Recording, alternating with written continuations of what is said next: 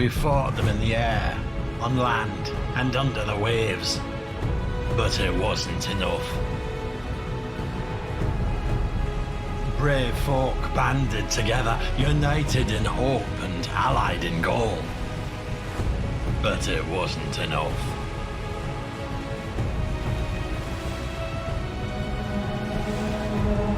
The black tide brought with it an evil of terrible power. Darkness sank into the hearts of us all. For we knew, as above in the skies we lost, so on land we'd lose. And our only hope was below. But it wasn't enough. Forces unknown to us were at work, and in those dark days it found purchase wherever it touched. For our best wasn't enough.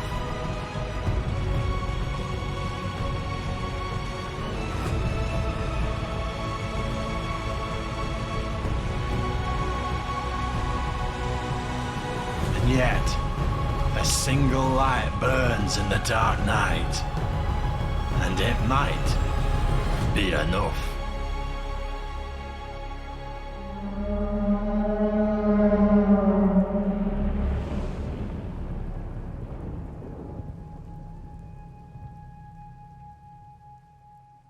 Hello and welcome to this week's episode of The Ghosts of Saltmarsh. My name is Guy and I'm joined by some wonderful people. But before we get to those wonderful people, we're going to talk about the wonderful people who sponsor and make this show possible. That is worldanvil.com. World Anvil will be sharing all kinds of cool and wonderful stuff about the world on their website, as well as information on the characters. So hopefully those links will come up shortly in the chat. If you want to go and check out the characters, World Anvil has got Heroes, which is Facebook for characters, basically. You can go and learn and read insights into each of the characters. I think you guys are all writing blogs and journals and updates as to what your characters are up to. Pretty awesome stuff. The maps you're going to see in today's show, and in every show for that matter, are all provided by dungeonfog.com. Provider of amazing battle maps and the like. Thank you for those. I do appreciate them. And then finally, our game is hosted on Fantasy Grounds, our virtual tabletop of choice. Fantasy Grounds doing all the rolling for us, doing all the hard maths for us. It's just awesome. It's also making sure that our rolls are all over the place. Sometimes ones, sometimes 20s. Who knows? Nothing. Anyway. So it's a full show. We've got, let's go anti-clockwise today. We've got Myri from Germany. Myri, how are you doing? Hi, I'm great. I'm hoping everyone else in every time zone ever is also doing great. Because we're some people have to get up very early for this. I'm Myri from Orkenspalter TV or Orklever TV, and we're doing YouTube stuff and a lot of other stuff around role-playing games, tabletop, comics, everything. And I'm playing Indigo Diomedea. I am the surgeon of the ship, but mostly I'm a druid and weird. And blue, because I'm a And seer. blue, absolutely, you are blue. Speaking of someone who's not really blue, Janet, how are you doing? I'm really good. I'm Janet from World Anvil, which is a world-building platform and campaign manager. Works for any system. And I'm doing really good. Somehow it's Saturday, so that's coffee day. I've had loads of coffee. Really excited to be here. I hope we've all had loads of coffee because we're all up at weird times. And we're gonna find some plot today. I'm so excited. It's going to go out and find some plot. You found plot. Plot's found you multiple times. It's just everyone's hiding from everyone. Speaking of hiding, Mark from the UK, how are you doing? I'm good, thank you. Yeah, it's going really well. Flick's just, in the game, making friends, solving problems, because that's what Flick does. That's what Flick does. That's true. Absolutely. Captain Salt, you had a long week to think about a very simple yes or no answer. How are you doing? Oh, very simple. You think it's very simple, don't you? I'm doing well. I'm Jenny. I'm from Sweden, and I do a lot of role-playing and gaming everywhere, but not much more than that. Now I'm going to play Victor Salt, the very sort of grumpy captain with a dark past. Possibly not a very much future. Well, there we go. There we go. There we go. At least you've reassessed from last time we were saying, I've got years of life left. Now you're kind of limiting that down again. I think that's a bit more... I was thinking about thinking having about it. There we go. Jaggsy, played by the wonderful Michael from Australia. How are you doing, Michael? G'day! Yeah, my name is Michael. Some of you may know me as the Dead Aussie Gamer. I'm a professional game master and role player from Perth, West Australia. And I play Jaggsy, or Jaggajaw, the shipwright for the Second Chance, which is our noble vessel that is currently not looking so hot. So I'm super keen for today. I'm glad that the ship's in capable hands, that she's being looked after, but you know, it's kind of like a fish out of water scenario. You know, I'm not on a boat, I'm not fixing anything, and I'm a shark, not in the ocean. So I mean, here I am. Absolute chaos and confusion. Yeah, without a doubt. All right, so you've met everybody. You know where you are. You know where everyone's sitting. I haven't seen chat screaming at me about an audio problem just yet, so I'm going to assume everything is okay. Let the ship sail, as I. Well, I don't say, but I will be saying it from now on. Let the ship sail. Yes, let the ship sail. Right. Cast your minds back to last week, or yesterday, if you watched the stream on YouTube. Just in case you are not aware, the stream is available on YouTube, both on the Dungeons & Dragons official channel, and then also available on the Great GM channel later on. If you want to attend those premieres, that's where we generally sit and chat whilst the show's running. So get sort of insight and that sort of thing. You can have a look at that. If you don't know what's going on down there, I don't know how to point to it anymore, down there, where it's saying Dungeon Fog, is going through the list of all of our sponsors, the name of the show, in case you forgot what you're watching. Don't worry, it does happen sometimes. There's also a clue down there. Now, what is that clue all about? That clue is about the treasure hunt for Mama Saduk's treasure. You can find the treasure map at www.greatgamemaster.com, and every week a new clue is given out as to where the treasure might be buried. At the end of the show, at the end of the season I should say, you can hopefully find that treasure and submit and win amazing giveaways from Wizard of the Coast, from World Anvil, from Dungeon Fog, from Fantasy Grounds, from us at Great Game Master, as well as from Nerdarchy. So there's just so much stuff going out there. So go and try and find Mama Saduk's treasure if you haven't already. Besides, you get that awesome map as a free download, courtesy of Dungeon Fog and Kaora, who who made it. So there we go. Lots of things going on. Soon wrecked West Ho. Not entirely sure what that means, but I'm fairly certain it doesn't have anything to do with agriculture. Right, so now we slip back into the streets of Saltmarsh. We find, exiting from the little hall, two individuals, young Flick, Indigo, and the muscled giant known as a lad. Where are the two of you going? The town hall is being filled up by all the individuals of Saltmarsh. They're filing in. It looks like there's going to be a large town meeting of some kind. A lad? Do you have anywhere to go? I thought you said I was going to work with you now. Oh, yeah. I thought you said you couldn't swim.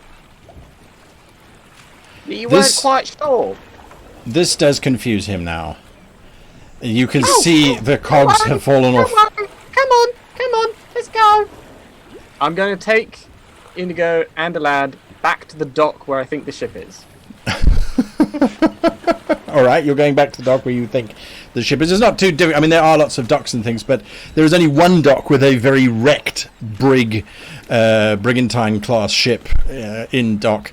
And as you start, Indigo, what are you doing? Flick, that's where Flick is heading off. Where are you going? Yes. What are you doing? You following? I think Flick is still holding my hand because he's leading us along like a mother hen leading the children, and I stop walking, and I expect him to stop too. So there's probably some pulling backwards and forwards going on. Flick. What? Yes.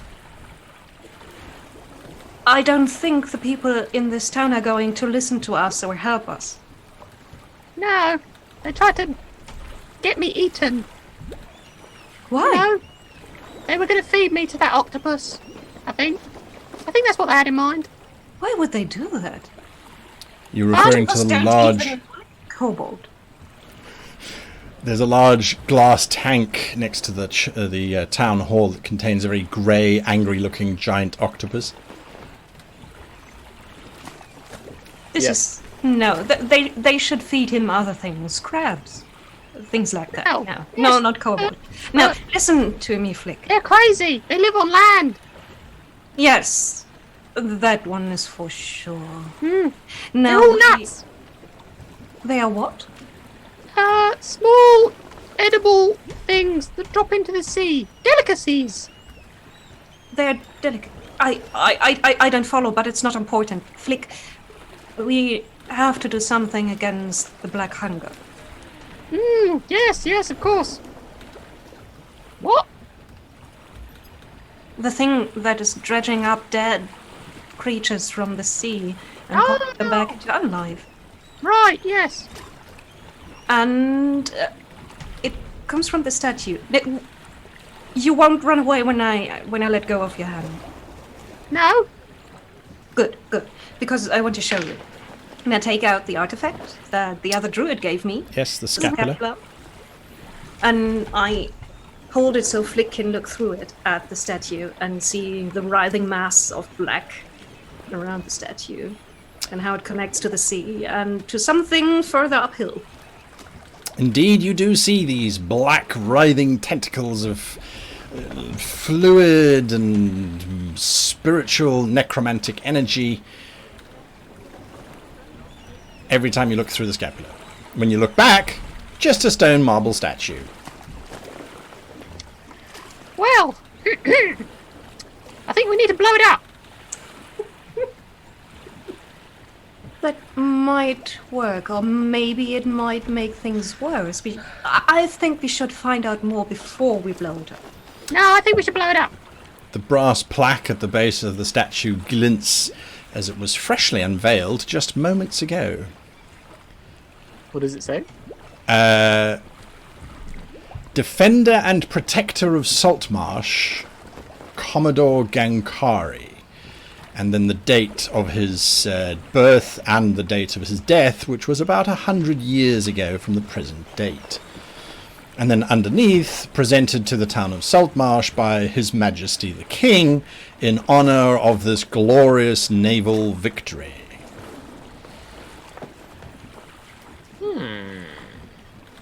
What are you looking at now?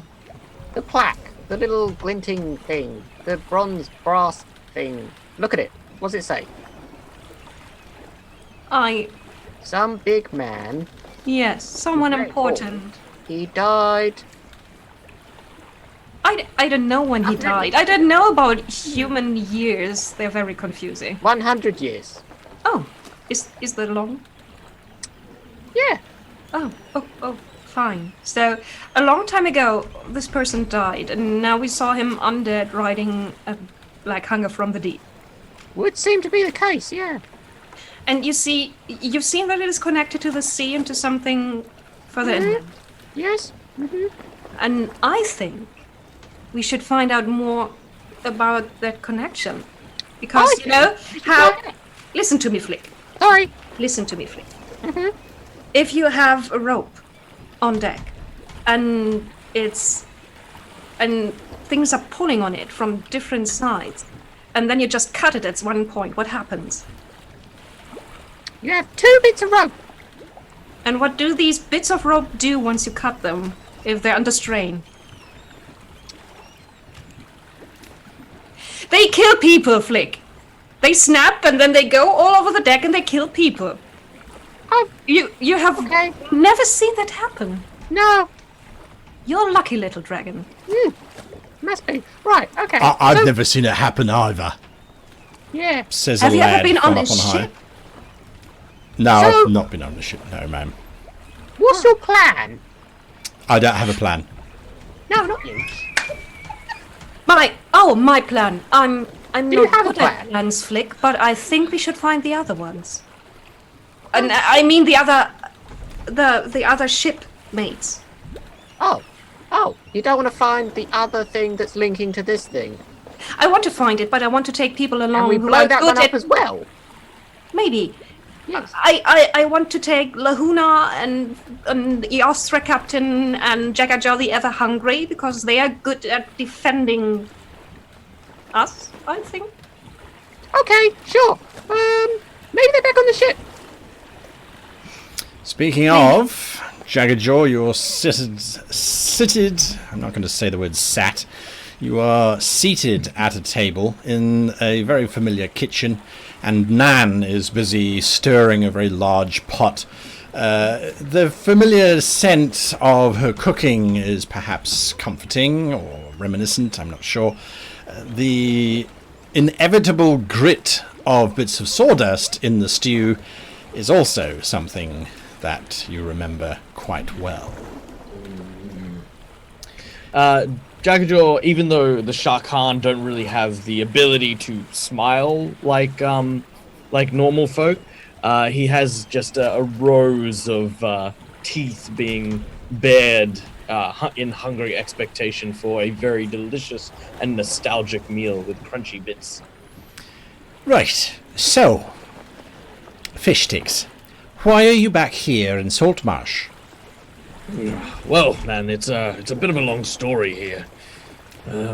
We were out east when the captain, you probably know him quite well, Captain Salt. Yep, that's the one. Said we should come back to Saltmarsh. Seemed to have kind of a, I don't know, demon about him. Wanted to come in, no idea why, but far be it from me to say where the ship goes. I just try to keep her floating. So she has her back to you while she's busy working on the pot, and she turns to you with the label. Now, I hope that you are not involved with that monstrous little plans and things, fish sticks, because if I find out that you have been illegally trading in slaves. Oh, no, nothing like that, man. Look, no, you know me, I would have no part of such a thing. You raised me better than that, and, look, Victor, Captain's done well, he's just kept to himself and sailed about, moving cargo from one place to another. No slaves as far as I could see, but, then again, I've never really looked too deeply. But I'm not saying, that anything's happening here. I'm just saying, is the stew ready now? Nearly. Patience, boy. You were always in a hurry. I understand. You're hungry, but genius takes time. As a matter of fact, then, speaking about time, you're not going anywhere in any great hurry with your ship in that current state. I don't reckon we're going anywhere too quick. You got some good lads on that ship of yours, sitting about doing sweet bugger all while my crew repairs it, eh? Yeah, definitely. I like to try and keep them busy when they're on shore, though. Make sure that they don't get too gutsy around the middle. Oh, idle hands are reft's work, for sure. Tell you what, I've got a wee problem with supply of wood coming into town, and I could use some strong lads who've got nothing better to do than go and knock heads about. Oh, well, say no more. Earliest opportunity, I'll have some of the boys lend you as many hands as you need. Right. Well, in that case then, just send them up on top of the hill. There's an old forest that way. Mind you go to the right one, not the grove. The grove is definitely not the one you want to send them to. They will all die. That little Weasley halfling is completely out of his bloody tree, if you ask me. Anyway, no. Up on the hill by the old mansion, there's a large collection of very, very, very pristine, if I might say, teak wood, which we need for some of your repairs, but also repairs to that first-rate ship that sailed in. Problem is, all of our foresters don't want to go near the place anymore. So, send your lads in there and get rid of whatever's in there.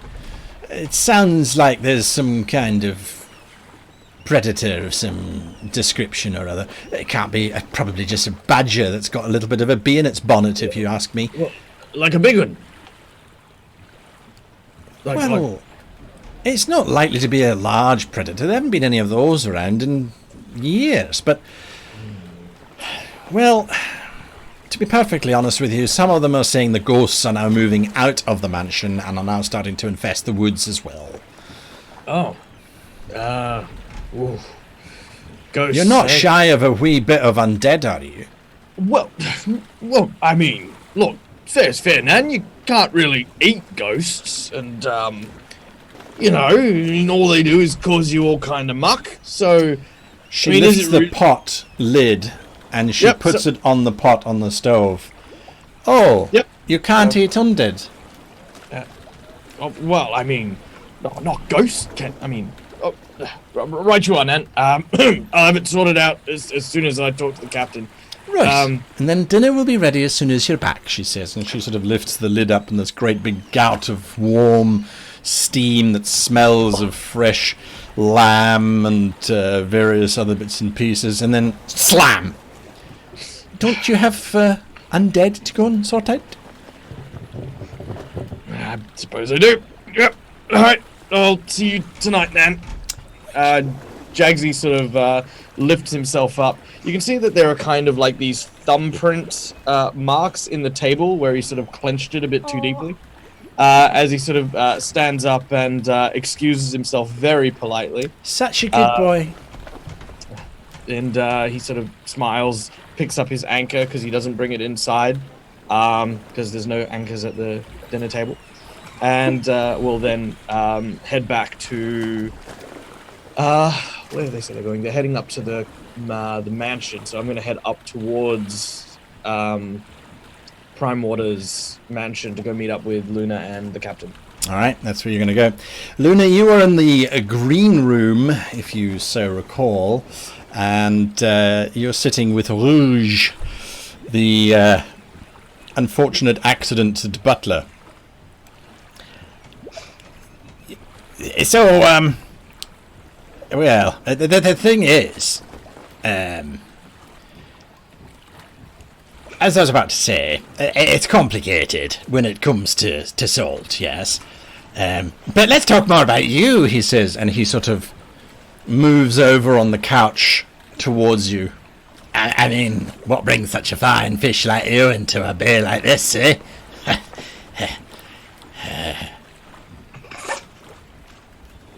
You're muted. Still muted. Hot. Am I not unmuted? There you go. Yay! Hey! Sorry, I had to cough, and apparently I just stayed quiet. Good. So, Lahuna's face. Lahuna has just heard that there are 400 pounds of gnomish fire crystals involved in some plan that Victor is also involved in, because Rouge was boasting about this. So, Lahuna's face is pretty much like, because she knows exactly what those things can do. So as he edges over to her on the couch, she sort of backs up and she's like, well, so 400 pounds of gnomish fire crystals, that's a lot of fire crystals. Are you sure? It's 400 pounds? Oh, yes. Absolutely, sure. It should arrive There's a knock at the door, and this scruffy young kid comes in and sort of hands a note to Rouge. Rouge kind of looks at the kid as if the kid is breaking his mojo, looks over at you and gives you a very holy grin, and looks at the note very quickly. Now, merde. Can I see the note? Give me a perception check. Yes! I'm terrible at this. Yay! Good I'm one, wearing right? my lucky necklace, so hopefully. Here we go. Sorry, I've got dinosaurs all over my desk. Here we go. No, that's persuasion. Sorry. Perception. He glanced at it very briefly. It looked like it was a very hastily written note. Not very long, just hastily written. If you'll excuse me for just a moment, I need to tell the boss something. You don't mind sitting here briefly, do you? What, all by myself? No, I want to come with you. I move over towards him on the sofa. Mlem, mlem, mlem. Oh, what? It's quite inconvenient at this point. I'd rather it not do that, but unfortunately I have no control of my arm. What interesting tentacles you have. It seems it might. All right, suppose best of you come with me. No, because you'll have to stay in the passage. You just stay here. Let's see. Oh, lad, go get Drynan. He's a bard. He'll play for you. Keep you company while I'm not here. Right. The lad runs out. A few moments later, he comes back with this very haggard-looking young drow male, and he's holding a lute. He looks at you very timidly, and then he goes and stands in the corner of the room. Rouge says, "Play something for the beautiful lady. Something merry, something jolly." And then you hear him whisper to the drow as he sort of pushes himself off of the sofa, "And if you don't like it, you get the stick again." And then he leaves. I'll be back. Not to 2 ticks. 2 ticks. And he rushes out, leaving you with this drow who starts playing a merry tune about sunflowers in a field. You don't need to make an insight check to know he hates sunflowers and fields. You can, however, give me a perception check. Yeah. Slightly worse than before. He might not like sunflowers, but he's very good at singing, apparently. And Nice. so that's the outcome of that. Well, not that good at singing. Victor Salt, you are standing staring at Gellan. So what is your answer, Captain Salt? God, there has to be at least 200 souls on that ship. 600 if all the Marines are on board. Yeah, I figured. Did you think blowing that up isn't gonna make 5 like it just come up after it? I don't care. It will send a very specific message. Yeah. The kind you like to send. I remember. No one leaves Gellan Prime Water.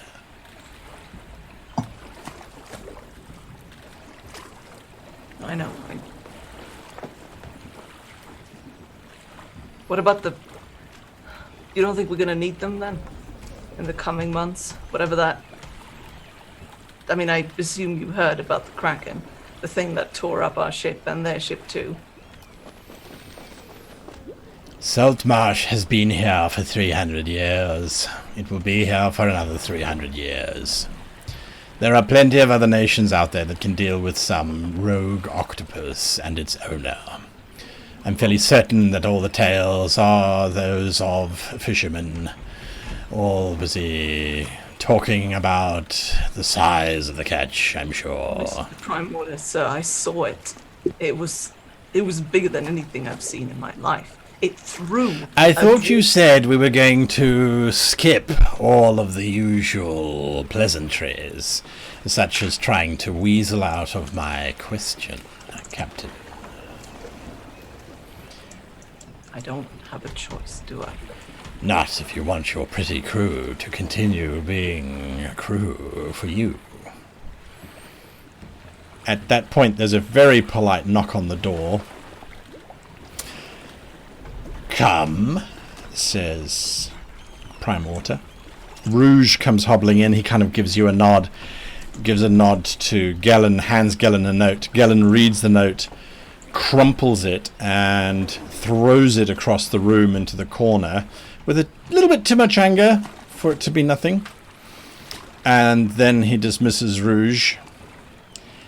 "It would appear that the gods are on your side today, Mr. Salt. You have 48 hours to decide. There's been a delay. What happened? Nothing you need to concern yourself with." No, you're right, I'm out. And after this, you're actually gonna let me go. I will release you from your duties. You let the rest of the crew go. Considering that they are on my ship now, I suppose. Oh, you don't think that blowing up the first rate would erase your debt to me, do you? I'll find some... Look, if you let them go, after a deal with the first rate, I'll come back. I'll work off the money somehow. Just let them leave. Take my ship and leave. Don't drag them into this. How magnanimous of you, Mr. Salt. How very uncharacteristic of you. Well, I've changed. So it would seem. As long as your mind doesn't change when the time is right and that ship is blown sky high, I don't particularly care. Now, get out. I turn and I get out. Rouge is standing in the corridor. Rouge? Good to see that you're still alive, anyway. We've been entertaining your lady friend just round the corner. No, she hasn't, bothered you too much? No, not at all. She's been very delightful, as a matter of fact. I've enjoyed my time with her, and if she wants to come back, she's welcome to any time. No, she's a good kid. Yeah. Just like a daughter to me, Rouge. I hope you realize what that means. Discount? Victor just, his face changes. His eyes go completely cold. That was not a joke he liked. He's gone tense. Right, fine. Usual price. I understand. Rouge. This way, Captain Salt, he says as I grab his collar and I pull him in and I say, if you insinuate one more time that I treat my crew like that, I will rip your head off. Alright, fine. No offense meant. I just assumed she was yours. She's like a daughter to me. Alright, I understand. Hands off the merchandise. I understand. Alright, let's go this way. Let's go. Get her, then. Luna, are you saying anything to this poor bard who's busy playing poorly on his music? You've got a few seconds before they arrive to fetch you. Yeah, I do. The minute he takes a breath between verses, I assume there are verses, there always are in terrible songs. Yes. I strike in with, so what do you know about this, gnomish fire crystals then? Persuasion! Before you make that roll, I just want to see what he does. It's a good roll. Wow. Apparently, although you persuade him to tell you the answer, well, you persuade him that you are genuine in your request, you pick up that he is a completely dedicated performer. So you ask your question and he continues straight into the next verse as if you weren't even talking to him, even though it's fairly obvious that you are. And so he stops in mid-strum. I don't know anything about the fire crystals, mistress. And he continues strumming. So what is it you do here then, apart from the obvious? The obvious being playing the lute, is it? Is that what it's called? Yes, this is drow lute. It's not very popular up above, but it is something that I play for the master, yes. I think it's lovely, but I'd much rather talk to you. You seem like a fascinating person. If that is what you wish, then I will stop, yes. And he stops strumming and stands demurely. So you must hear all sorts of things. I mean, you look like a very smart man. I don't hear anything. I hear nothing. I am just here to play music. But you're a musician. That means you have wonderful ears. Don't you have wonderful ears? I ask, moving a bit closer. Hey, they all think I'm a hoe. I may as well play the part. I've had that like 5 times already. Screw Don't it. hear anything that I shouldn't hear, mistress. Oh, I'm sure, and I'm sure that you wouldn't say anything that you weren't supposed to say. Except maybe to me. I don't get too close because I've got. What do you think I have heard? I don't know. Maybe something about my friend Victor. He's very misunderstood. His eyes narrow and give me an insight check. Yes. I will keep rolling this thing that I'm terrible at. That's a great idea. That's not too bad. When you mention Victor, his whole form shrinks back and he actually starts to shake a little bit. Yep, that's my buddy. He knows my buddy. He is Definitely back. knows it. Yeah, but you know, Victor isn't like he used to be. Victor's Okay. my friend. I put my hand around the holy symbol of Elise. Elise is a known good deity. Yes. So I'm hoping this will convey that I am good and Victor is with me. All right. I'm demonstrative. I perform. I hope he has changed. He was not nice the last time I met him, if I might say. No, I agree. He was, when I met him, he was very leaky. Then he almost died. And since then, you know, he's been a much better person. I think we should try it with more people, making them leak a bit. I think it helps. But, yeah, so clearly you know Victor because, you know, that's the telltale shaking of knowing Victor. It's okay. It's cool. I get it. He used to be a bad man. Now he's a good man. These things happen.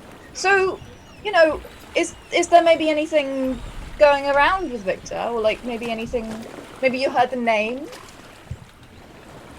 Apart from Just me. that he has come back into town and that Gellan is very unhappy with him and that there is something special planned. You wouldn't know what that was, would you? No, but there is a section of the mansion here which we're not allowed to go into for the next 3 days. I don't know why. More than the usual areas we're not allowed to go into anyway. Where is that? We're not told why we're not to go anywhere. We're just told you do not go there. Where? Where is that? It is the level below the house. Usually we go there to fetch supplies for the kitchens and whatever else they require of us, but now we've been told no one is to go down below for the next 3 days. Interesting. And I'm just curious, like, how do you get deliveries here? I mean, of course you wouldn't do the deliveries yourself because you're so important.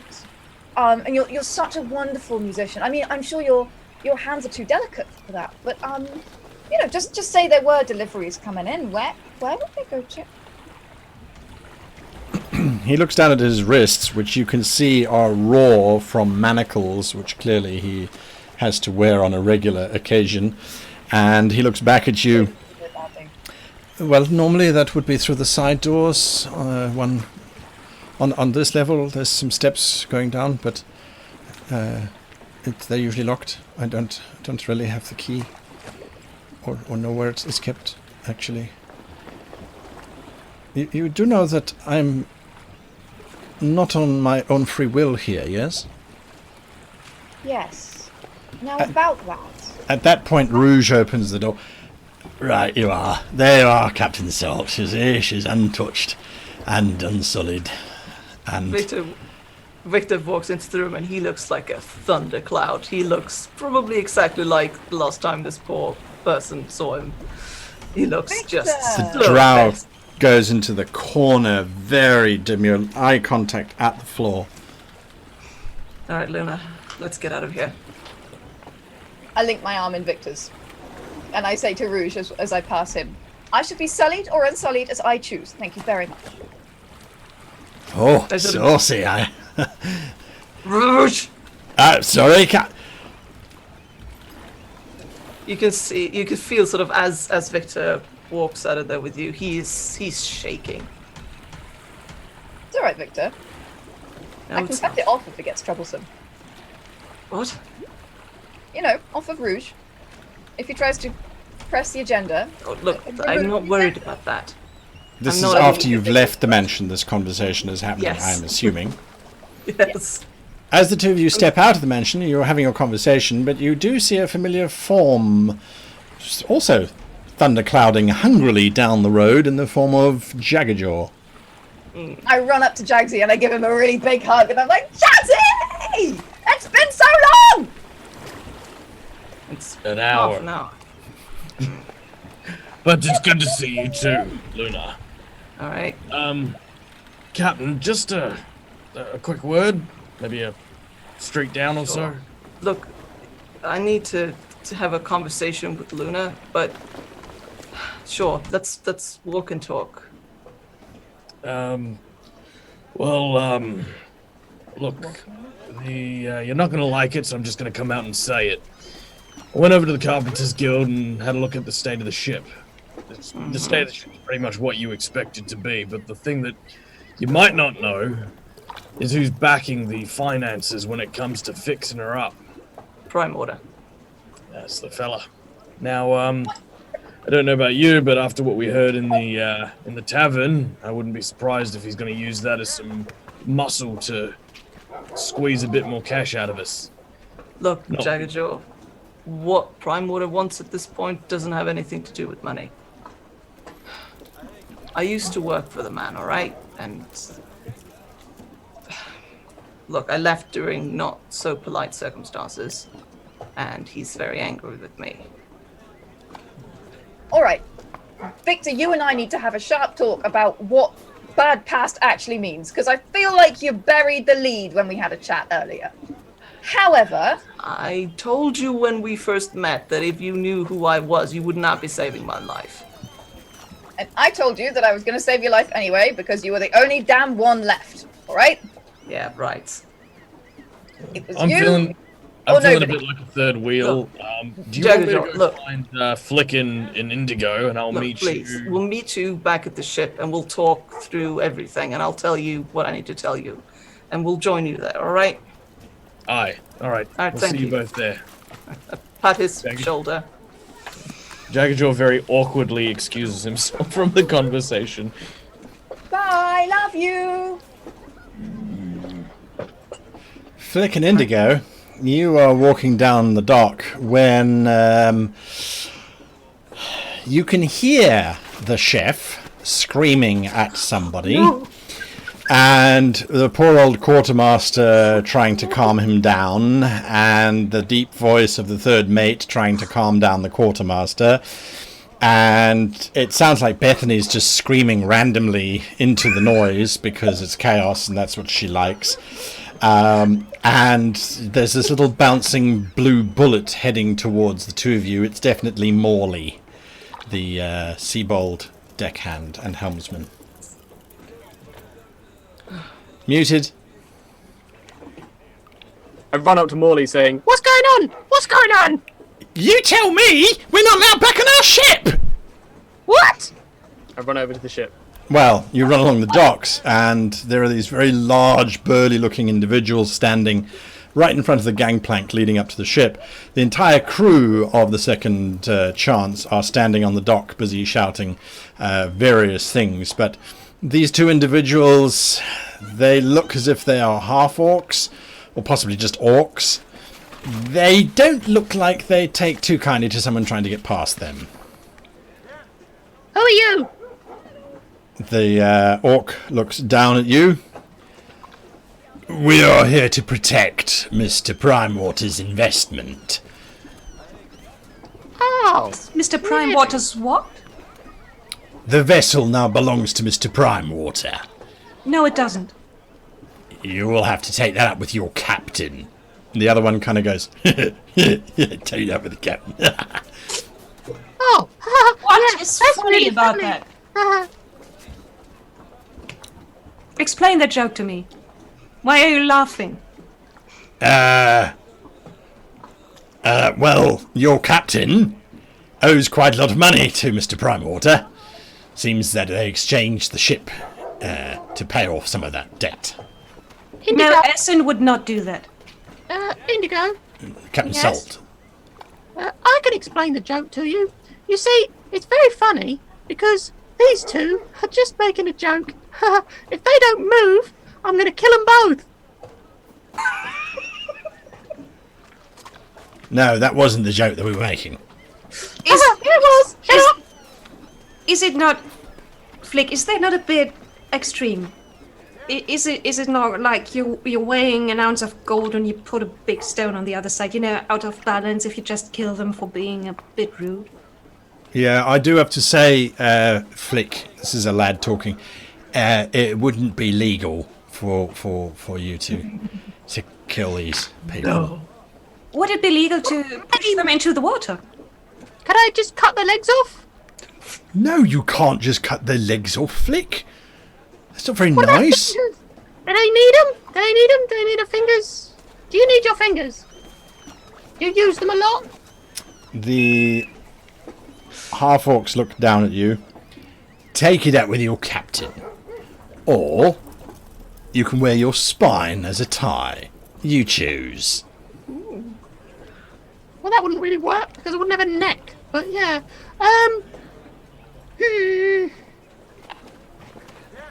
I still have things on that ship. Take it up with your captain. You only have one single answer to anything I say, right? You've got to speak to the right people, madam. I do realize you're not the right people. There you go. I'd like to go on the ship and get my things. Take it up with the captain.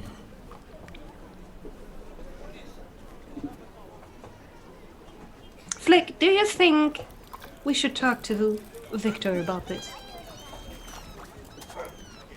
You know, I look at the half-orcs, Victor Salt.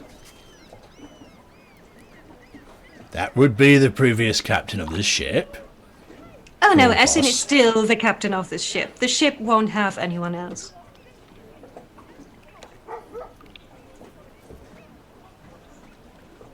What are they wearing? The one is wearing, it looks like studded leather armor. Is it flammable?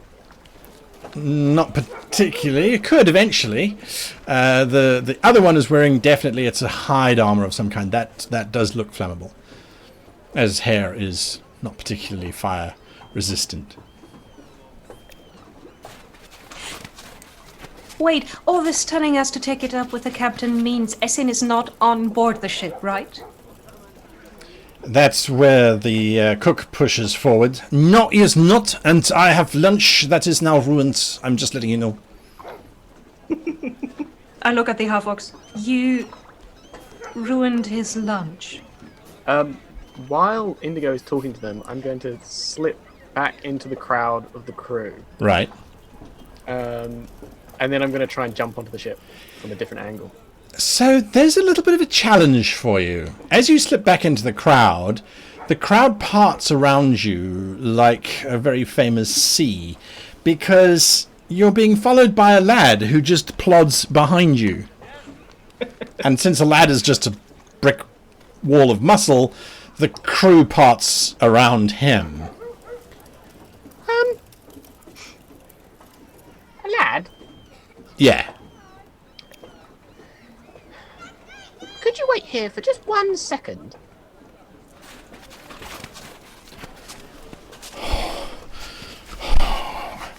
All right, I'll try.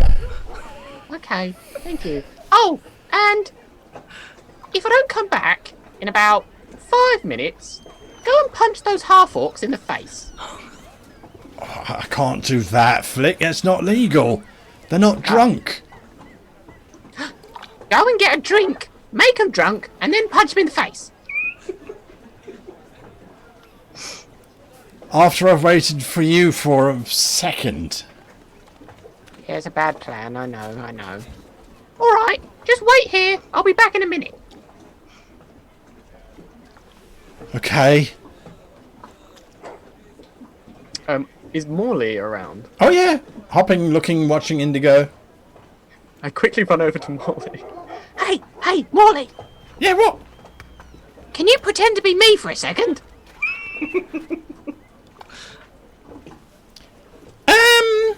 I feel like this is racial stereotyping. Well, you could take it as that, yes, but it's more of a deception sort of thing. Oh, all right. Yeah, that can pretend to be you. Absolutely, no problem. Excellent. could you go and pretend that you're Flick and say hello to a lad over there? Long history, just be nice to him, lovely man, and I'll be back later.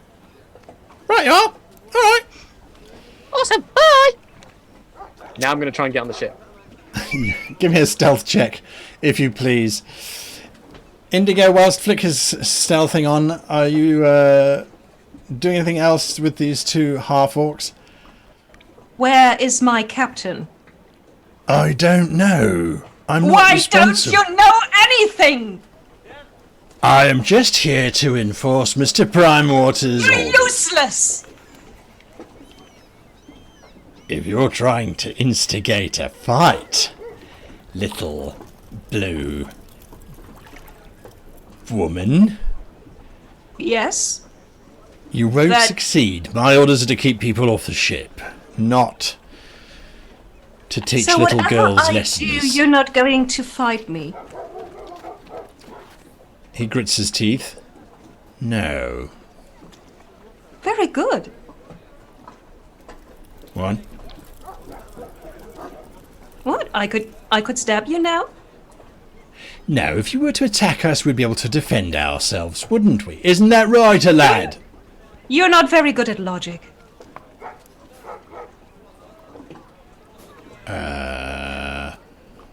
I will make do without my things that are on the ship, but I warn you, don't keep the cook away from the food for too long. It is already too late. I have already abandoned that meal. It is no longer worthy of my name. Don't worry. I appreciate the efforts, Indigo, but I'm done. That's it. I'm out. But we need something for Jaggajaw. He gave me his snack, and he's going to be very, very hungry. Well, when that shark comes back, he can deal with these individuals. I have washed my hands of this entire situation. It is... I cannot work under these conditions. You can give Mr. Salt my letter of resignation, except that it's on the ship. Is it not? Yes. I no longer work for this piece of wood. It is done. If I cannot have access to my kitchen, then I am not a chef. Piece of wood. Why is everyone always being rude to the ship? I don't get you. No, Jeez. apparently no one gets me. I don't have a kitchen to work in. This is not an acceptable situation. So, I will be elsewhere. And I where? will be cooking in one of these local cookhouses. You're not going to be happy there, you know that. I at least will have a pot in which to cry in, he says as he turns and starts mincing down the deck. Nemi, at least let us know which pot you are crying in, because I know Jaggajaw is going to look for you. Very well. I shall let you know my new table when I arrive at that place. It will probably immediately have better clientele and will be the talk of the town. So, and now So we're going we'll to find sashay you. away, he says as he turns and starts walking down the dock. Shay away. Is this what being captain feels like? Everyone just... I turn around. Flick, where? No! So, I'm Flick now! I'm not sure. I look down at Morley. I step away from the half-orcs and just leave that Were situation. you shorter? Alright, maybe you've grown a little bit. Hello, Flick, says the lad as he's talking to Morley. Jaggajaw, you arrive at the docks to see this conflagration happening. Nemi walks past you. I'm done. What do you mean you're done? Done. Done with lunch? I am DUN done. I'm out. Why are you out? I have no kitchen. What do you mean you've got no kitchen? Kitchen was fine. Sure. Go and speak to Indigo. She was negotiating for the return of my kitchen and she failed. So I'm out. I'm no longer chef of the second chance.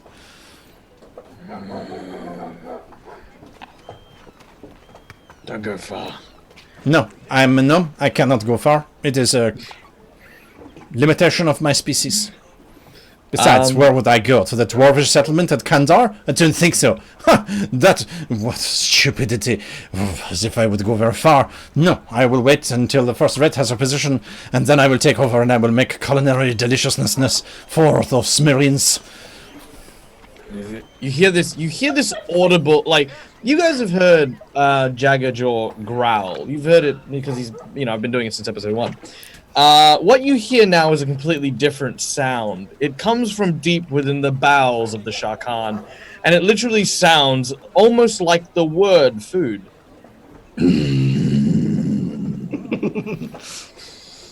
Your stomach Jaggerjaw, is no longer my problem.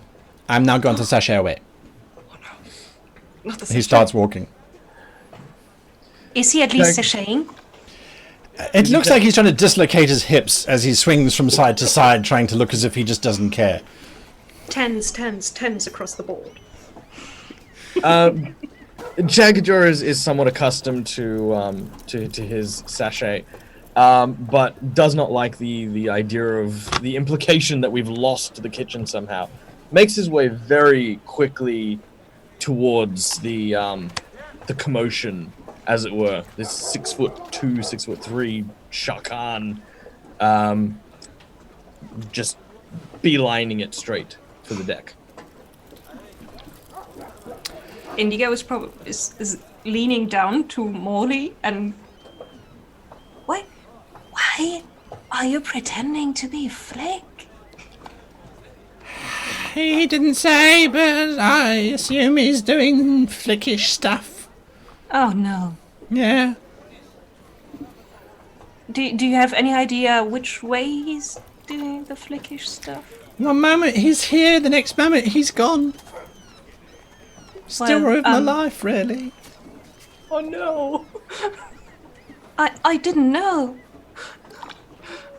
I'm very sorry, Morley. I will try to find Flick. I feel like I'm trying to keep hold of a flock of ducklings. This is Well, if you're getting a hold of a flock of ducklings, the ugly one just arrived, he says, indicating to the Sharkan who's storming down the quay. Back to you, Captain Salt and Lahuna. Yes. We're sort of walking along the water, I think. Yeah. Just trying to keep away from people for a bit. Right, so... Slavery. Really. Slavery.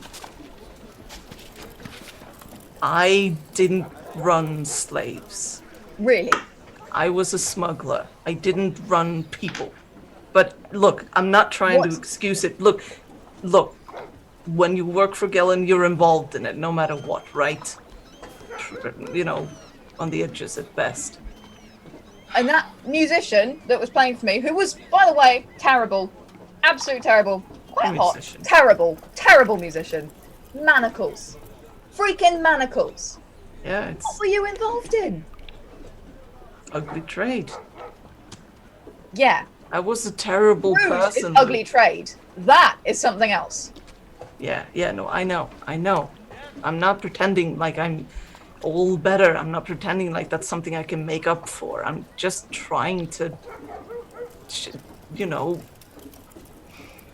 I stopped walking. I turned to Victor. How tall are you, Victor?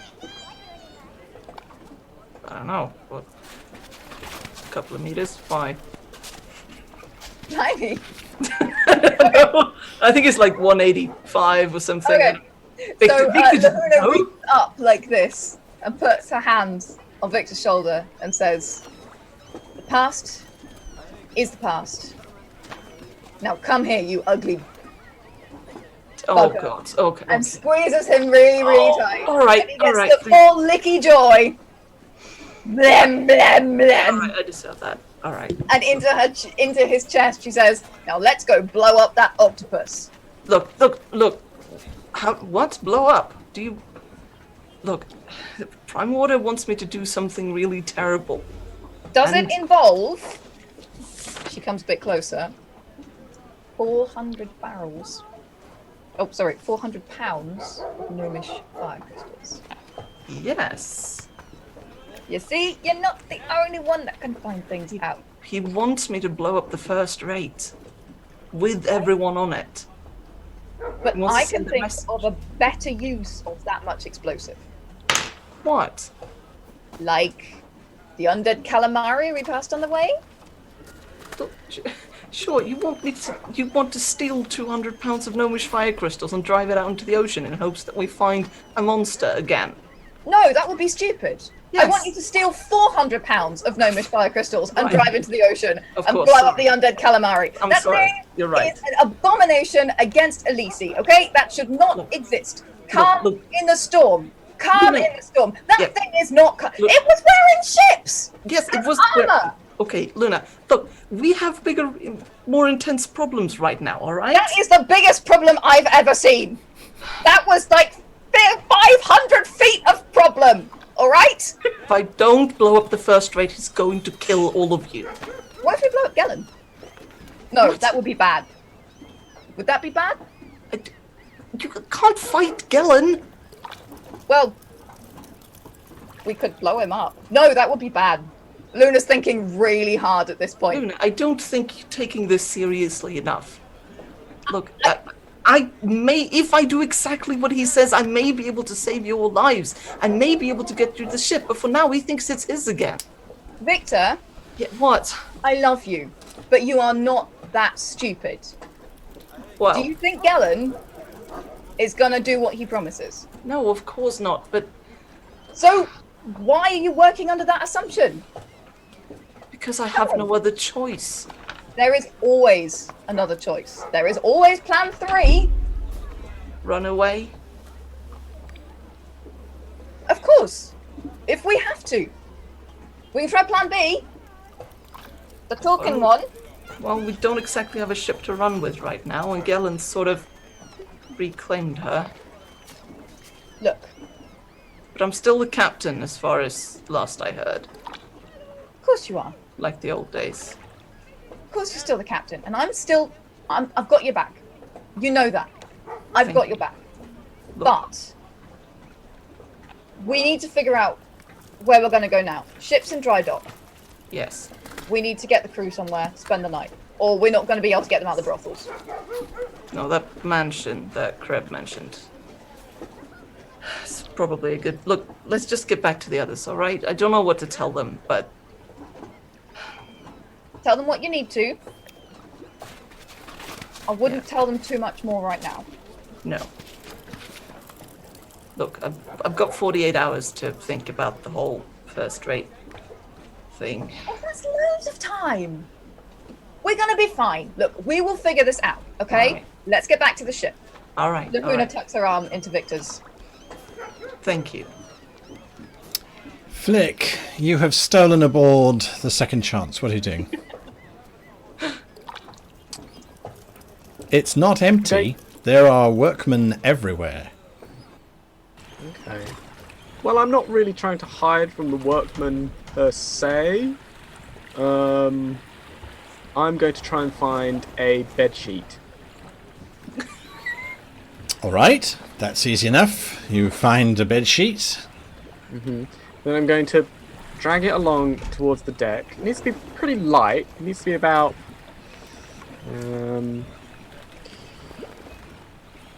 yeah. About 10 pounds. Bedsheets doesn't like... Oh, Bedsheets. nowhere near that. No. No, Okay. absolutely. Good, okay. Now, then I'm going to sort of drag it onto... I'm going to make sure the half-orcs can't see me. I'm going to hide somewhere on the deck. Oh, that's easy enough. They're both watching Indigo intently. Okay. Then I'm going to cast Mage Hand underneath the bedsheet and create a ghost with the bedsheet. All right. And and then I'm going to make spooky noises and then say, It's the ghost! It's the ghost! Woo! Woo! just make the Mage Hand do this. Give me along a the deck. give me a performance check, if you please. Well, we had a lot of Saltmarsh finally. We get ghosts. The one half orc turns, looks. That's not a ghost, that's a bedsheet. The other one goes, "No! It's the undead from the... oh, no!" And he starts legging it. The rest of the crew There's a range. Some stand there. Bethany steps forward with her arms open. "I'm here for you, spirits. Take me now," she says as she walks forward. The rest look up in panic and they're like, "Ow!" And there's just this charging away of the majority of the crew. Indigo, would you give me a perception check, please? Sure.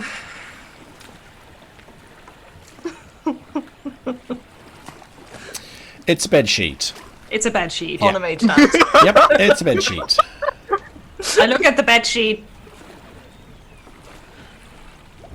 Guess I know where Flick is. The one half orc has remained at his post. The other one has run off. He's like, "It's a bedsheet, you..." But what is moving that bed sheet? He looks over.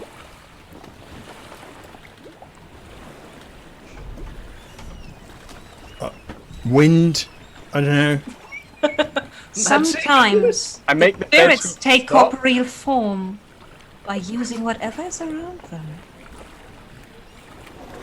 And come towards the half-orc.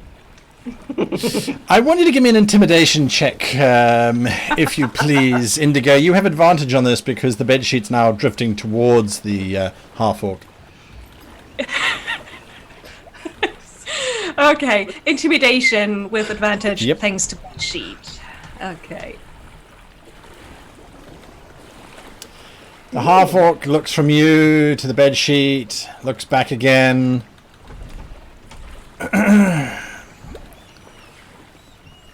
Everyone saw the ghost. I have now seen the ghost. I need to go and tell my employees that there's a ghost on the ship. So, I'm just going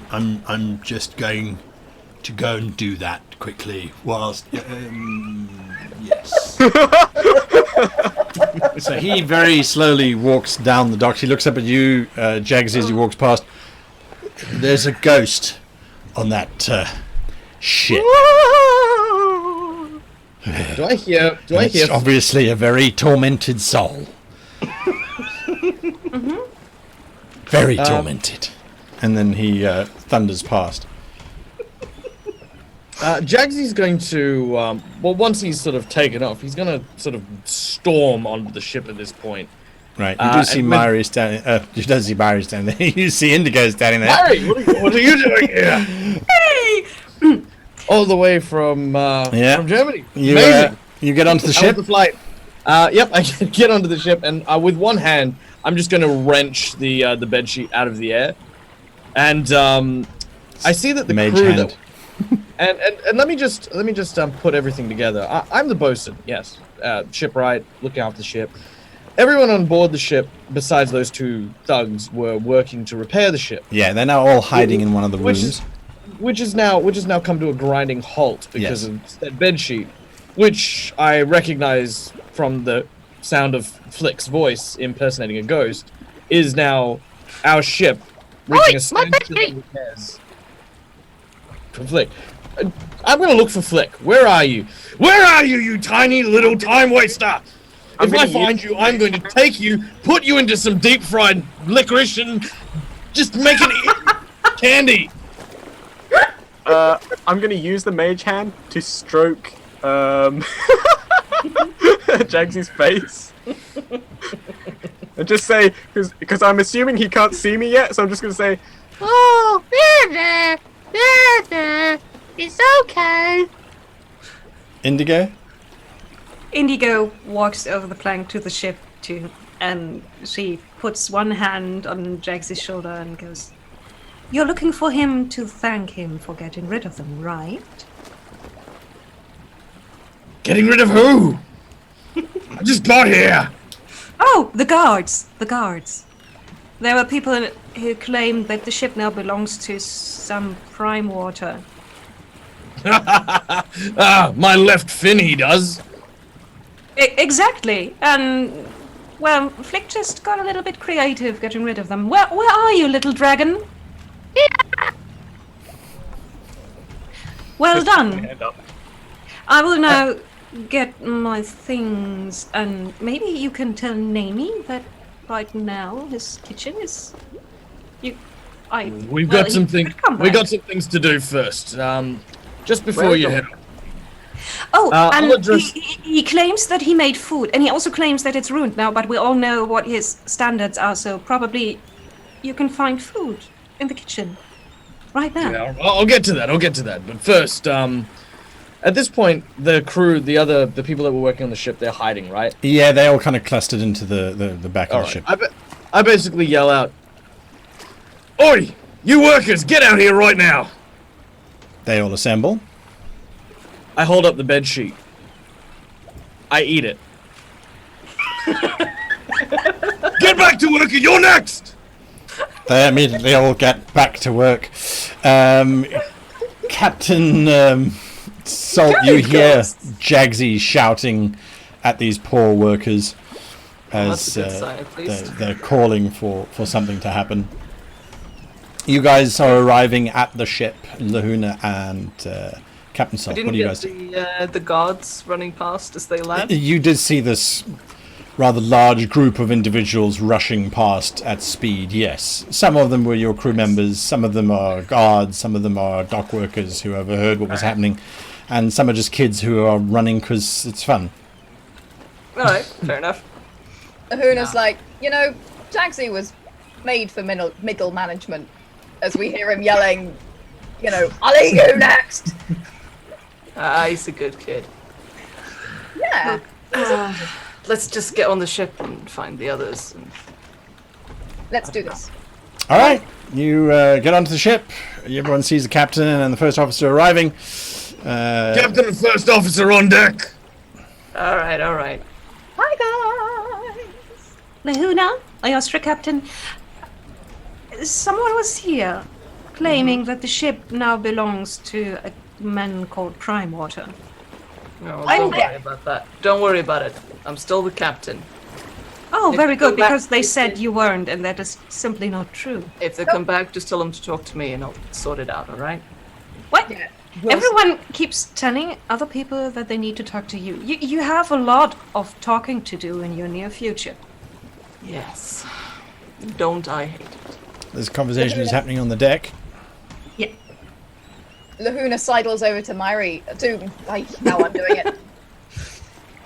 Myri appears oddly and then disappears in a flash as I get her.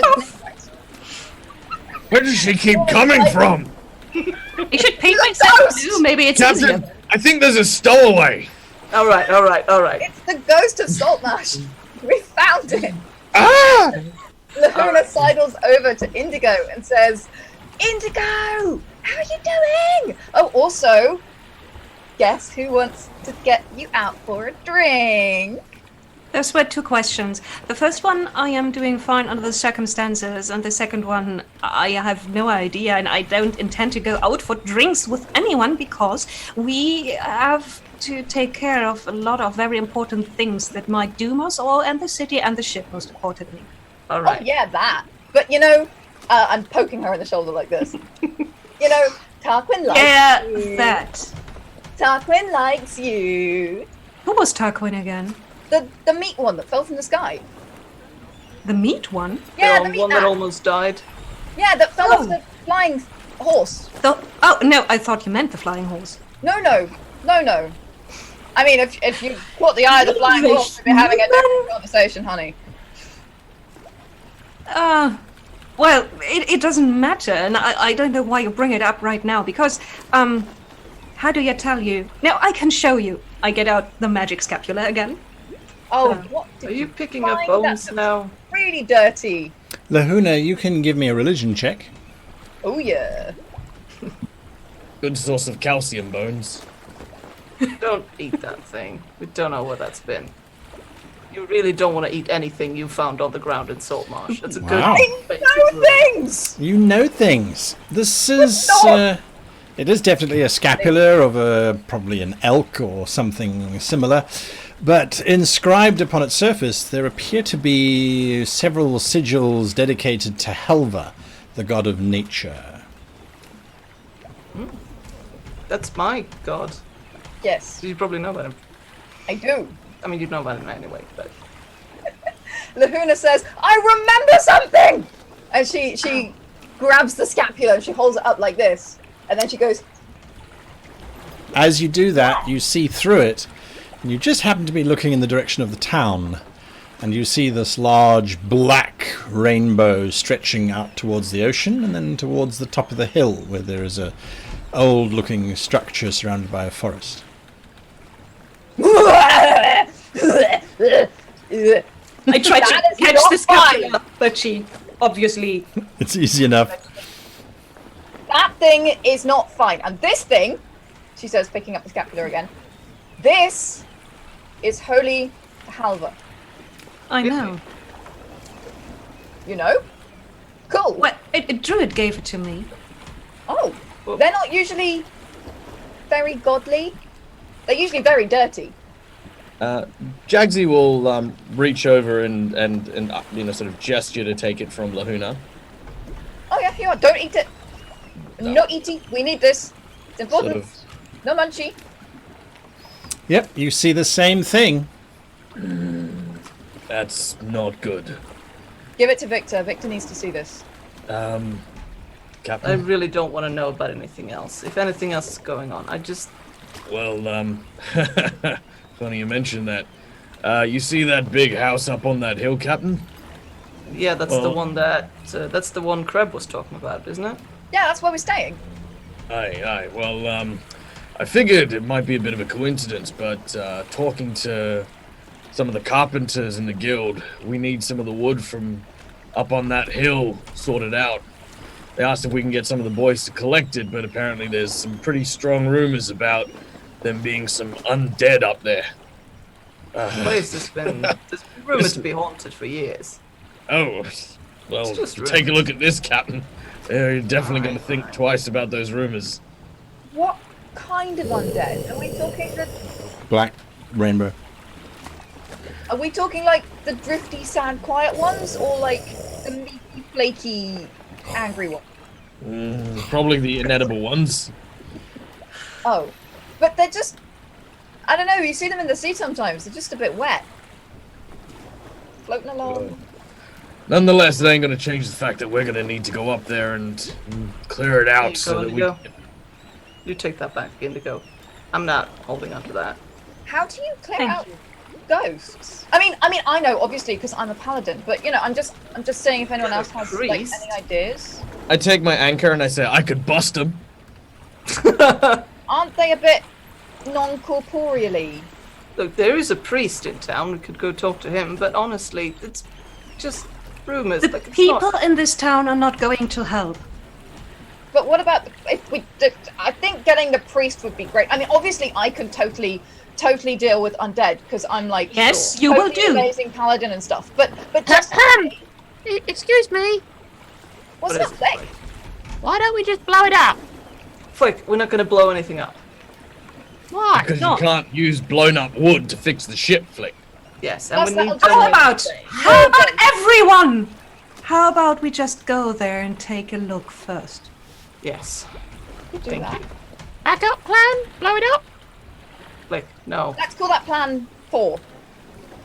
Can we talk about which plan is what? Because I forgot. Talk, fight, run away, and my new favourite, blow it up. That's my favourite.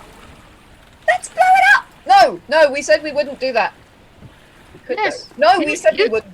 That You was said bad. you wouldn't do that. Can we stop talking about blowing things up? Can we start talking about getting our stuff and going up there Yes, and look, we finding need to out get what the is crew going on? situated. And what that Jaggsy wanted some work crews getting wood for the ship. No, Jaggsy's going to eat. First of Yeah. all, Let's talk he eats first. food. I'll Tell me about the work. Captain, No, I'll arrange I for the mean crew. food, not people. All right, thank you. Deal with it. You know the, woodcutters. Aye. Captain, suggestion: What? we meet back in front of the ship in 15 minutes, ready to go. We can eat, Sure. we can get our stuff, then we go check out this house and see Sure. how non-corporeally it's feeling. I'll talk to the second mate and the rest of the crew and get them in on the idea. Yes, Captain. All right. Thank you. Nah. You assemble the crew eventually. You get them all to come back. It's not too much of a problem. Your gear is all still untouched. The carpenters have continued working. Yes, Michael? Did we get the chef back? Yes, he is convinced to return, if only because his pots are still there and he needs his pots. And he will remain cooking on the second chance until such time as better employ comes up, where there's less likely of the ship being taken away. I'll actually instruct a portion of the deck crew while they're sorting things out as well to clean the kitchen, like from top to bottom. Oh, sure. Yeah, absolutely. They'll prioritize that because of you and because of him. Other than that, everyone's assembled. Yep. Oh, and no I'll take sign of any- I'll take the leftovers from lunch, like Sure thing. in a bucket if I need to. There's no sign of any more prime water thugs. No, not at the moment. All right. Got our stuff. You do, and it wasn't taken. That wasn't part of their original mandate. Tarkin wants a mandate. Just saying. Can I I'm gonna find a lad? Yes, he's still talking to Morley as if Morley was you. Okay. I'm gonna come up to them. Hello, lad. Is that your brother? That one. He talks to Morley first. He's confused. Unless you explain it to him, he's going to remain that way for quite some time. A lad. Yeah, Would you like me to show you where you're gonna sleep? sure. Come along, come along. All right, Grab his hand again and pull him sure away. thing. You show him down to the bunk section. Gonna find the spot where Snicked used to sleep. The spot where Snicked used to sleep. Yep. All right. Here you go. We had a crew member here. They went missing, but I think this will do you, right? Right, you are. There you are. You are showing him where Snicked used to sleep. He looks at you. Oh, all right. Yeah. So yeah, just follow orders from the captain and the other people that look important, and they'll tell you to do things, and you'll get paid at some point. Don't know when. You lose track of time, but yeah, it's a pretty nice job. You get fed every now and then. Yeah, have fun. I'll see you soon. I'm gonna go do some things, and yeah, goodbye. And then I run off. Oh no. As you're leaving, you just hear, "But I don't know how to swim yet." Oh no. As you get back up onto deck. Oh my heart. I'm gonna instruct the sort of second mate, whoever is left in charge of Sure. the construction.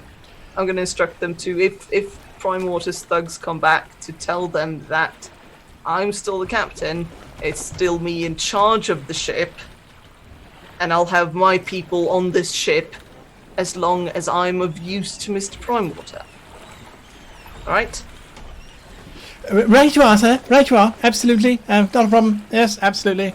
We'll, And if they give you any trouble after that, just send them up to the mansion where we're holding up. right you are. Yes, absolutely. Not a problem. Not a problem. Don't you worry.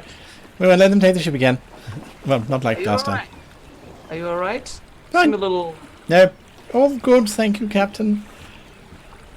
Alright. Just checking. Just pat him on the shoulder a bit, and then I walk off. Alright, what are you guys doing?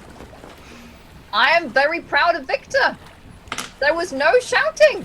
I clap him on the back and I say, "You are doing so good, buddy, and I am so proud of you. Put it there," and I punch him in the arm. Ow! Alright, thank you. Ow. We should get going if we want to get there before nightfall. Yes. Yeah, let's go. Indigo, before she leaves the ship, strokes one bit of the railing and just whispers to the ship, "We will be back soon. Everything is going to be okay." That's alright. I'll still be here. There's a carpenter who's nearby next to one of the barrels. Is Lizzie looking at you with dreamy eyes? You just take care of her. Oh, yeah. She's in good hands, don't worry. Very well. Is it with all the randy men in this campaign? This carpenter's just... Every single one! Does nobody have a satisfying marital life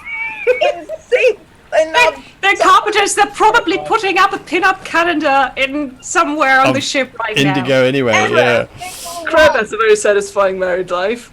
Who does? Good man. Crab does. Yeah. Crab does, yeah, with Maureen, We who's stand terrified of. for Alright, you start to make your way up the hill towards this old ruined house, and you start to get a sense of it being rather lonely, as a matter of fact. The road winds past the old church that overlooks the bay, and eventually you arrive at this broken stone wall which would gain access into the mansion itself. It's a big double-story thing. The roof seems to be in disrepair. You can see the walls, the paint is peeling off. There's a general gloominess about the entire space as well. There is, however, something moving in and amongst the ruined wall. I'm going to share the map with you now. I'm just going to pop you down on it. As you arrive at these old gates, you can see above the gate in wrought iron there is the name of Gankari written above it. But other than that, you don't get many details.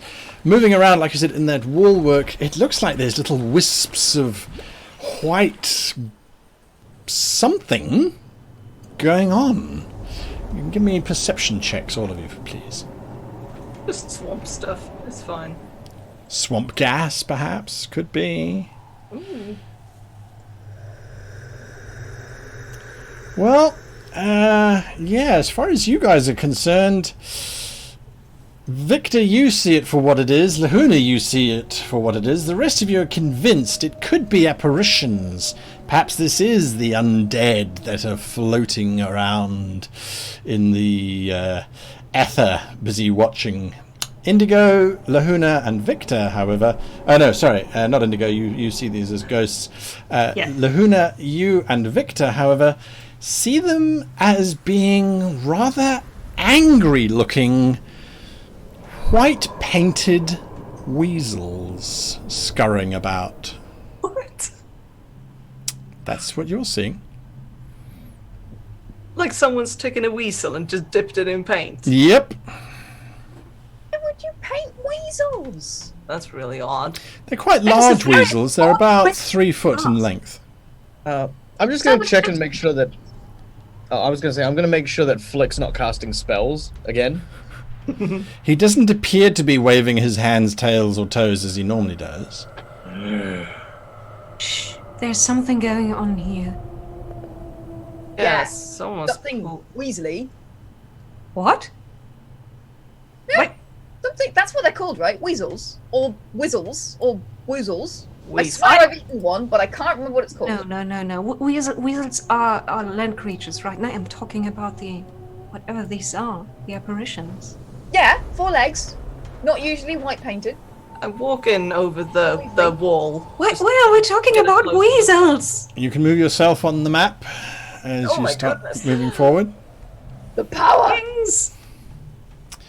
As you cross the threshold, those white-clad weasels hiss and snarl at you, and immediately they start to launch themselves into an assault, popping up out of the ground, out of the woodwork, just charging towards you with this deranged look.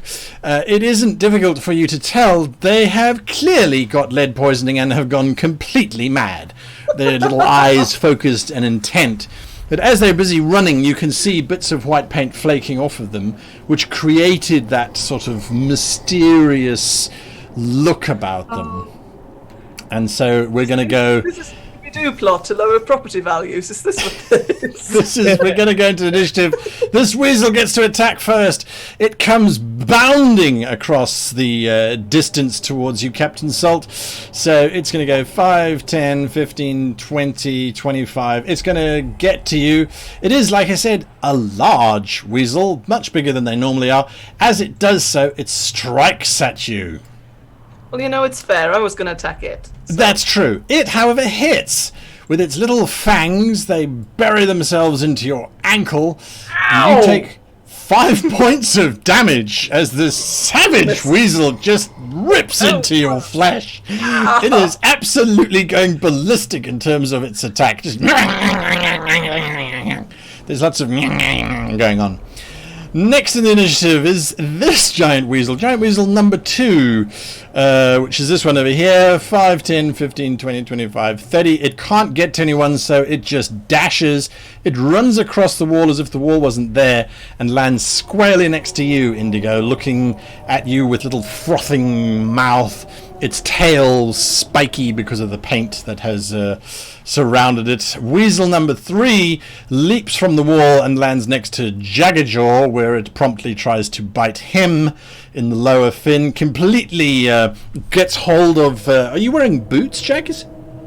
Yeah, I'm wearing boots. It just bites into your boot and starts tugging and pulling and trying to pull your boot off of your leg. As it goes into its frenzy. Finally, this one is a little bit more of a discerning weasel. It's kind of sighting out what's going on, seeing what its brothers are doing. It's like, okay, I get this. And it runs up the tree. And so weasel number 4 is up the tree 20 foot. That brings us to Lahuna. What are you doing?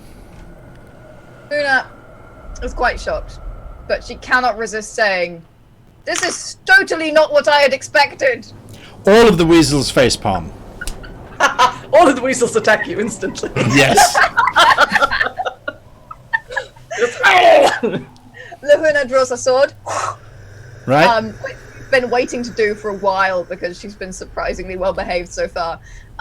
Moves over to flanking.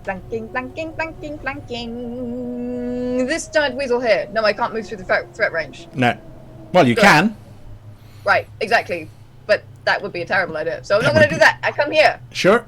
And you are attacking I'm getting to stabbing. giant weasel number 1. Just Stab. remember, if you take your attack from your character sheet and you drop it onto the weasel, it will do all of the maths for you to see if it will hit. I will take that 17. That 17 is a hit. Take your damage dice and drop that onto the giant weasel, and it will automatically assign it for you, courtesy of Fantasy Grounds. Thank you very much for the hint. Okay, Oh, Luna nice on the slashes weasel. at the weasel. "You weaselly weasel!" she shouts. So many dice. Wow. All right. I'm not sure what happens. You smack it hard. The weasel takes 5 points of damage. It howls in pain. Yeah, it does. Yeah, it absolutely does. Victor Salt, what are you doing? I'm going to draw my sword and one of my boarding axes, and I'm just going to stab that little critter. Make your attack. Drop your attack dice onto the creature, and it will do the damage for you. I'm just going to move into a square. You swing at it. It's a hit. Yay! It drops as your axe buries itself deep into its flesh. It just lies there, blood spraying out. The white fur is now turning a decided pink hue. The other weasels all hiss at you. The one next to Jaggajaw, is that in range? In melee Yes, it range is. for me?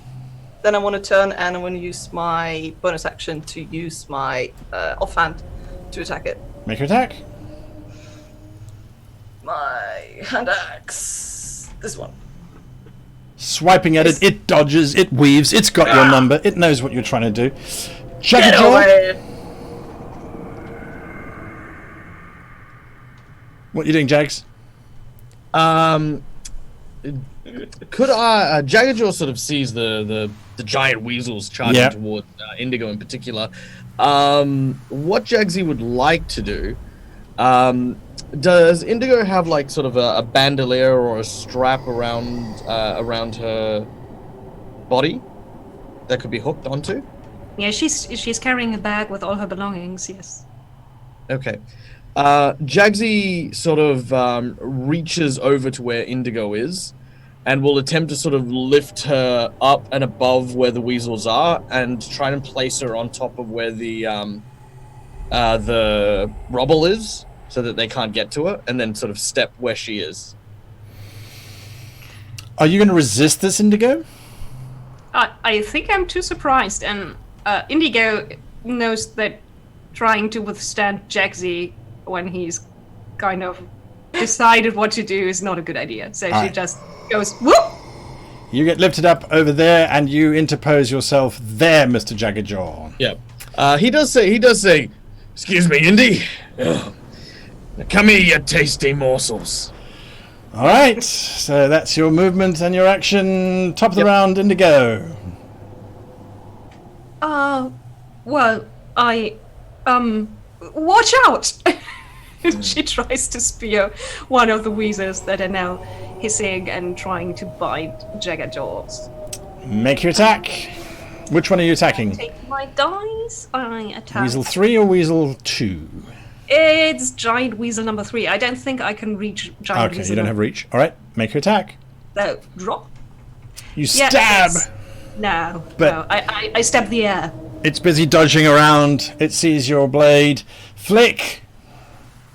What you doing? While everybody is doing all of this, Flick is sitting there studying the weasels carefully, unhooking his little harpoon gun. I didn't know cats got that big. Really weird cats. I'm going to fire at the one right in front of me. Make your attack. It's a solid hit. Your bolt slams into its side. Make your damage. Roll your damage, I should say. Oh, there's your damage. It's wounded. It's definitely unhappy. As the bolt slams into the side of it, it glares at you. There's a little thought that goes through its Weasley brain. I didn't know they came in blue. And it's up to the weasels now. Weasel number 1 is dying. It is... I don't know why it actually brought that weasel up to the fore. It continues. Weasel number 2... this is Weasel number 2. Weasel number 2 is going to attack Jaggerjaw. It slashes, it bites, it claws. It gets through your defenses.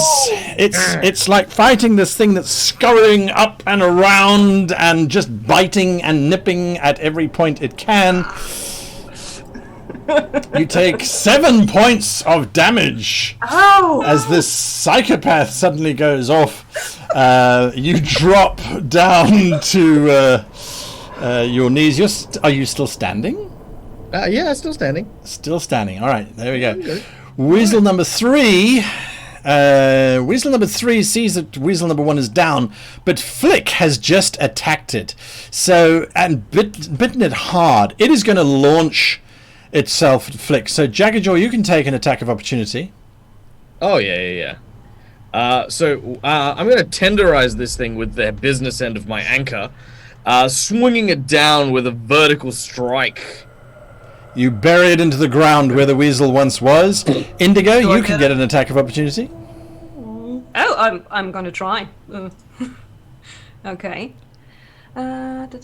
Spear on weasel number 3. No. You stab where it used to be. Salt, you can make an attack of opportunity. Yes, please. This feral weasel is bearing down on you, Flick, as everyone swipes and swings. Salt is the only one who seems to connect. Do your damage. And as it launches, fangs bared, Salt Stabs through it, and it's sort of the sword stops here on Flick, sort of bisecting the weasel, just sort of. it dies on the blade. Whew, close one. Yes. Weasel number 4 sees this, and very quickly it does that. Fails miserably. It launches itself out of the tree and lands rather poorly directly at your feet, Salt, where it takes 4 points of damage. And then it tries to maul you. It was trying to jump onto you. It was trying to be a daring weasel. Instead, it's just a saw weasel. And so it strikes at you. It hits! These weasels are savage. And with its little teeth, you take 6 points of damage and are knocked completely. You're stunned. as this Oh, wow. weasel's attacks. It just rips into you. Clearly, this is the most demented one of the bunch. Get off me! Luna, Luna yells, "Get off my buddy!" And she launches herself at this evil weasel that's trying to attack Victor. Mash, mash, mash, she goes, and probably misses. Yeah, she's so concerned with swinging and yelling that she misses the weasel altogether and sort of turns herself round completely on the spot. all right. So you kind of had to And move there. There's a frenzy happening. Salt. Where is it? I'm going to try to smash this thing. Just stab it. I'm going to sort of throw it down and just try to stab it down with the sword. Got you. There we go. Which one is it? It's that one. You hit it. Yay! Nice. It just twitches and sinks to the ground, dead. Victor Salt, death of weasels. Jaggajaw, there's still one left on the stonework in front of you. Taking a close look at these weasels, they're mighty fast. So, taking his anchor in both hands, he's sort of like, easy. Damn it! You miss swing. It's just too fast for you, Indigo. Indigo leans forward. This and weasel's tail is wagging. puts one hand on Jaggsy's neck, or where the neck is on a shakan, and goes, Dorsal fin. neck. And she's going to cast Cure Wounds. Nice. You get 5 back. Flick. Sorry about the doggos. This is a very bad timing. And next door's dogs. Anyway, Flick is going to simply run up to the stonework on Right. that little ledge there. Sure. You can move yourself. Here. Is that, how elevated is that? Am I above Indigo? You can. If you want to climb up, you can. Not a Yes. problem. All right. I'm going to climb up. You don't have a natural climb check, am I correct? No. All right. So give me an acrobatics check or an athletics check as you climb up quickly. Athletics? Yeah. You sort of start climbing, but it's a bit shaky. You're not sure if you're going to get much altitude. You do, however, well- get 5 foot up. While I'm hanging on there, I'm going to try and fire at it anyway. All right, Mission Impossible style. Make your attack. It's a hit. Hey! A solid hit. The poor little weasel just is terrified and is knocked completely unconscious. It drops to the ground. There is silence for a moment as your 4 adversaries lie dead around you, or dying around you. I'm gonna use Second Wind at this point. All right. Although I'm not. Hang on, I need to. Oh, wait. How do I use this? I drop it on myself? Yeah. Actually, you just use your character sheet. It'll do it for you. But there you go. Nice. Maximum Back to return. full. Victor just sort of throws up the blood and he's just like. Right. Nice hit, Captain. Anyone else? You've got a bit of. I pull a What? bit of weasel off his face. Oh, Get onto the ground. thank you. It's fine. I'm fine. Don't fuss. I'll, Stop fussing. Jaggsy will pick up the weasels and very, very quickly. How big are the weasels, by the way, in terms 3 of foot. back? 3 foot? Yeah, it's not too bad. He'll grab hold of one of the weasels one by one, using just kind of like a fishing knife, cut around the nape of their neck and just give it one quick. What? And puts it in his backpack. The weasels or the pelt? The weasels. The Ah. pelt. Have the pelt. I mean, I no, don't want the weasels. pelt. It's smeared with strange stuff. Yeah, Great that's the, Dungeon Master, you said we knew they had lead poisoning, right? Yes. Well, it looked as if they had some kind of poisoning, probably from the paint. Okay, Jaggsy, you might not want to eat that. why? Just because I think it's The reason it went crazy might be the reason you go crazy, and I don't want to be around when you go crazy. I love you, bud, but you're a lot. Can I smell it? You can. It does smell very strange. Flick, give me a dexterity saving throw. Oh, Damn. Going. As you are smelling this pelt, Jaggsy, you notice that there is a dart oh dear. There's a dart embedded in this pelt. Quite an unusual one because it looks like it's made out of a thorn, but not like any thorn you've seen. It's easily, 4 or 5 inches in length. And Is it has metal or... No, it looks as if it's a spine from a tree. It looks organic, with a little bit of flight feathers on the back, quite masked by the fact that the white paint had rubbed off on it. As you're looking at that, Victor, what are you doing? I'm sort of starting to head towards the door to go try it. All right, you can move yourself to where you want to go to. Just stop me whenever I... There we go. Stop there. Give me a dexterity saving throw. Oh, goodness. Lahuna. I'm so good at those. Great Oh, stuff. yeah. It's Lahuna. the curse of the windswift all over again. Yeah, I'm still looking around for more weasels. Doesn't appear to be any more weasels moving, but there's bits of paint everywhere. It looks as if the weasels have been quite active in this area. Interesting. Can I see anything else of interest? I'm just kind of looking around. Ghosts. The front of the house, as I said, it looks like it's in disrepair. There's bits of broken wall on either side, but unless you go around to the back of the house, you're not seeing anything else. There's no signs of recent footprints or anything. No. Give me an investigate check or a survival check. I shall do one of those two things. Presently. Yes. One of those two things will now occur. It was nearly a 20. It was nearly a 20 and it rolled back down to a 9. No one's been here for centuries. No. Possibly no one's even the been there. builders weren't here when they built this structure. There's no activity whatsoever. Indigo, what are you doing? Indigo is hopping down from the wall Sure. and very carefully touching the painted pelt of one of the dead weasels. And Right. what kind of substance is that? Well, it smells. It smells very earthy, and has a very powdery kind of texture to it. There is also a dart in this one as well that you find, one of those long thorn-like darts. I pluck the dart out of the pelt. Sure. It looks as if it has been stuck in the pelt because the paint obviously was wet and has dried subsequently. But it does look as if the weasels were painted probably 3 days ago, no more than that. Why would someone do this? This makes no sense. Paint a weasel?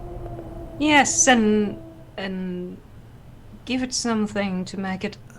I guess it was to make them aggressive? What is it? It's a dart. Someone used a blow dart on the creatures. Oh. Jagged But jaw? no one's been here for like ever. Just a quick question. Yeah. From just because I can't remember what we ended up landing on. Did the Sharkan still have the electro-perception skill? It does, but not out of water. Not out of water. Okay. Yeah. So with the needle, I'm gonna see if there's any trees nearby that sort of have the same sort of barbs or anything like that. All right, which trees are you moving towards? You can move your character towards one of the trees. I just want to look at them. I don't want to walk over to the guy. You're going to look at them from a distance. Like, does that tree have barbs? Does that have barbs? You've got to go somewhere. Well, I mean, so do these look like they'd be on like it's okay? So on cursory glance, none of the leaves look like they're natural. Well, no, they don't look as if any of the leaves have got the 4 or 5 inch long thorns. All right, I'm just gonna go random here, and I'm going to try for the ones near Lahuna. Alrighty, you go over there. Salt, for a brief split second, You watch as Flick is sneaking, skulking, moving like Flick does, forward. You watch in terror as this spiked arm suddenly bursts out of the foliage on the ground and impales Flick.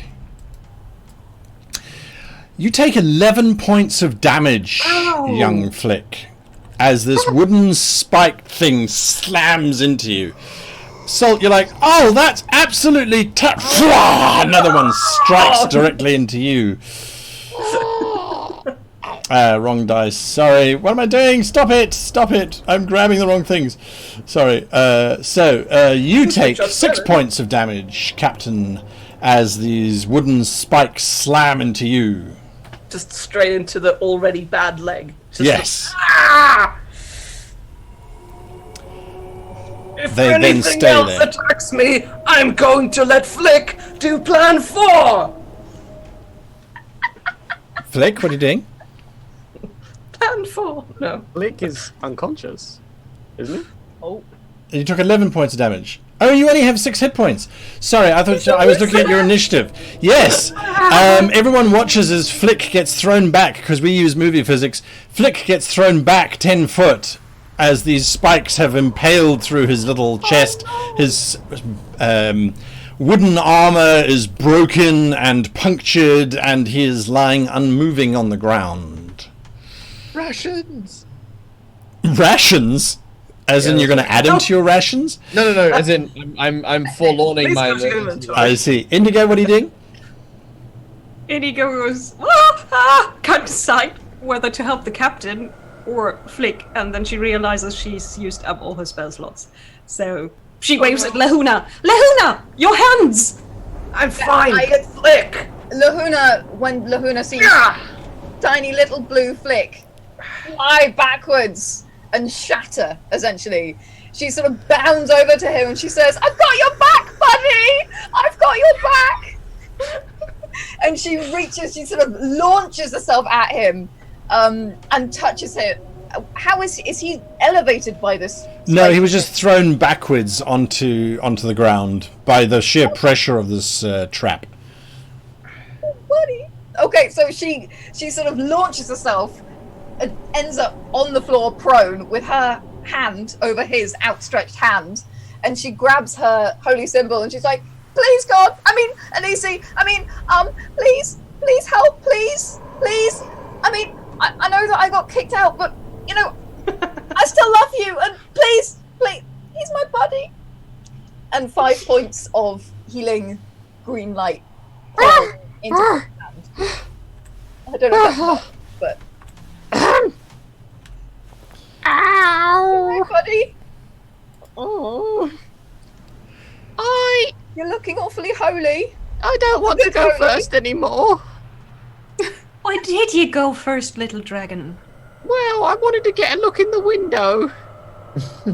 How is he looking now? Much better. Still holy, like the bad holy. Not bad holy anymore. No, the wounds have sealed up under your infusion of divine magic which washed over him. And Can I see any more traps? you sort of look around, and now that you know what to look for, you can see that littered around the grounds there are these traps. But give me a survival check, if you please, Captain Salt. As a matter of fact, anyone who's looking at the traps can give me a survival check. No.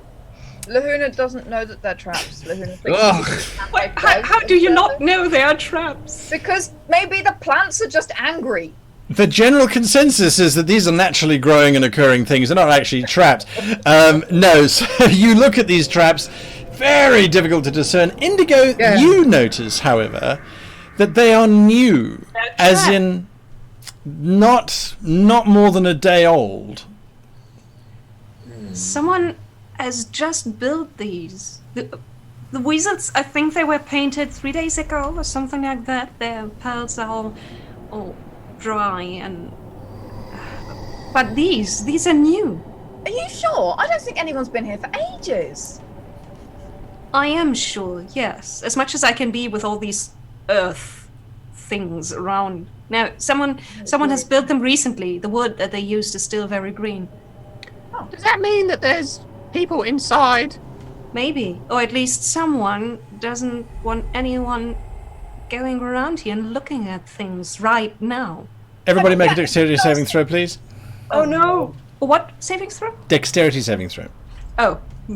Sorry, Lahuna was just about to shout, "Oh, the ghosts aren't even real!"